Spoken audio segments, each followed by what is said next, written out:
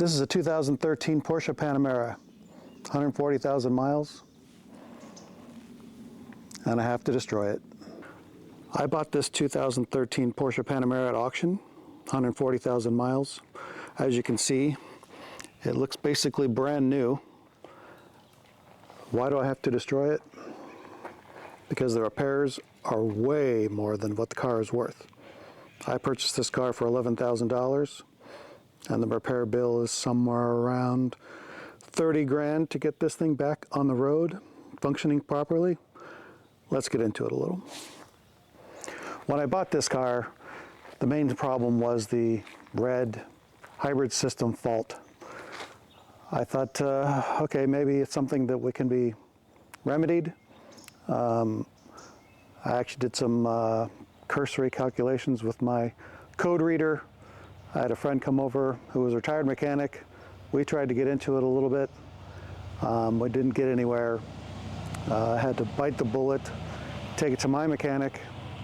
When I told him what it was and what it was doing, the face that he made was kind of like, which told me right away that there was going to be a major problem.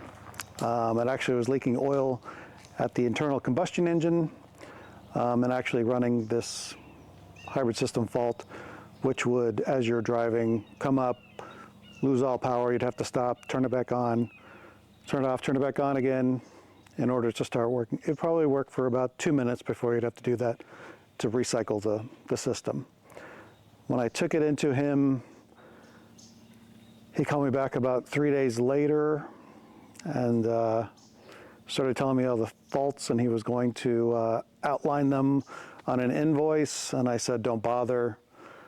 That's not going to happen. So the one problem, or one part that was on this car was going to be $17,000 in the hybrid system. One part. So between that and everything else, he was looking at a bill of $24,000 for that. Then, unbeknownst to me, I didn't realize that this car, one of the first generations, has an Audi engine, Audi 6-cylinder. I guess they're relatively reliable, but he said it was leaking at the valve covers. So I thought, well, that's probably not that hard to do. But then he told me that the valve covers are in the rear of the engine, which means an engine out to replace the valve cover gaskets. So when I dropped it off to him, I thought, okay, if he can fix the hybrid system relatively cheap, I can do the engine out and do those repairs to it, and just use it as my own car. I was obviously not going to make any money on it. So, but with the 17,000 part and everything else, it would probably, we're looking at 30, 35,000 to put this car back on the road, which got me thinking, why? Why are we in this situation? We've got so many electric cars on the road nowadays, mostly because of the government telling us that, hey, we're going to need everyone to be in electric cars from now on, which forces the automotive manufacturers to come up with solutions like this. So we've got a 12-year-old car with 140,000 miles that's basically totaled. I'm going to be taking it to Copart, and it's going to be dismantled for parts. This car is basically brand new. I mean, looking at it, you would think that it was just off the showroom floor. No dents, no scratches, no particular issues besides the obvious mechanical issues. The issue I'm seeing is with all these electric cars, the batteries are going to be running out. I would think that 95% of electric cars that are on the road today will be in a junkyard in 20 years. And I'm all for cleaning the air, but now we're just polluting the ground with millions of tons of car batteries, not mention all the detriment to the earth when you're mining the minerals for all these electric cars. Not only that, this country is not set up for electric cars. The infrastructure is not there. It's very difficult to go cross-country in an electric car.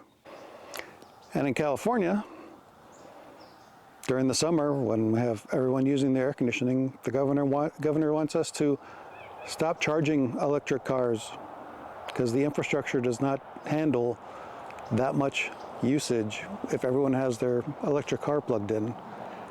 And considering it's probably less than 10% of people who have electric cars, and they want us all to go to electric cars by 2035, that's not going to work. Any enthusiast knows what the Porsche name means. It's almost 80 years old. It has built some iconic vehicles, 356, 959, 956, Carrera GT, GT3, all icons, not to mention the 911, which has been around for about 70 years, still gets better, still as popular as ever. And then I would say more for government mandates than anything else. They have to produce a car like this, which has the 6-cylinder normal engine and the hybrid system. Mechanics said you probably get 4 more miles to the gallon with that hybrid system, but now we've got a car 140,000 miles that basically is totaled. I don't want to go on an anti-government rant. It's just that when you see cars like this that are taken off the road in 10 years, a car that cost $80,000, it just doesn't seem like the right way to go. If this is the direction that car companies are going to go, they have to make it affordable to repair them. You can't ask someone to spend $17,000 on a part for a car that cost $11,000 to buy 10 years later. That's just not going to work. So they need to come up with a solution of either all electric, no electric, but at least whichever way they go, they need to keep it relatively affordable. Obviously, the person who bought this car, even if it was 2 years old and still worth 60 grand, are they going to put 35 grand into a 60 grand car? No. And you can't tell me that a car like this is supposed to be disposable.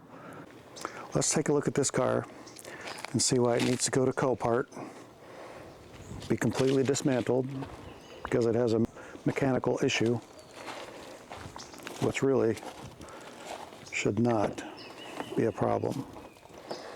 As you can see, the interior is in perfect condition.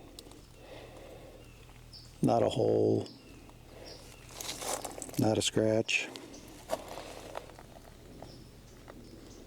There's nothing wrong with this car. And if the hybrid system was affordable, these would probably stay on the road for a long time. So in the end, what am I saying?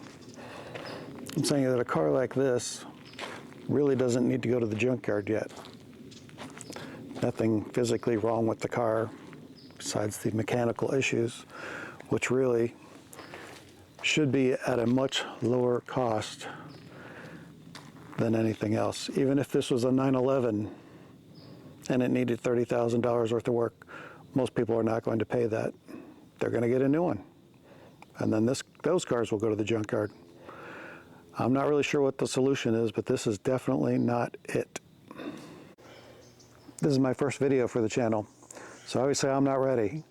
So I'll improve over time. But if you're an automotive enthusiast and want to see more content like this, relating to automobiles, motorcycles, museums, talking with other automotive enthusiasts, like, comment, subscribe, or don't. Who am I to tell you what to do? Godspeed.